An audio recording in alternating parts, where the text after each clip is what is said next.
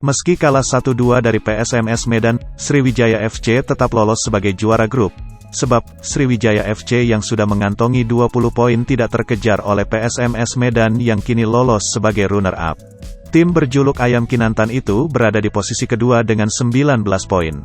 Dengan hasil ini berdasarkan skema babak 8 besar, maka Sriwijaya FC akan bertemu dengan runner-up grup B yakni antara Persekat Tegal yang kini mengantongi nilai 20 setelah menang atas Dewa United 1-0 pada laga Selasa tanggal 30 November.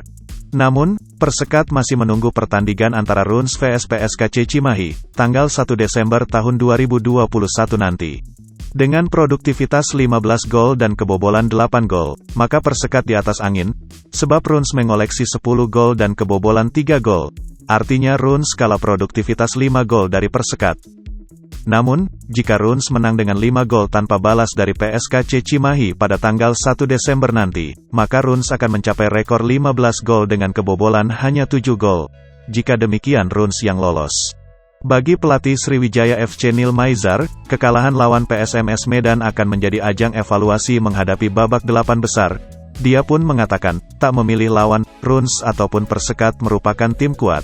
Maka itu Neil Maizar menganggap babak 8 besar seperti laga final.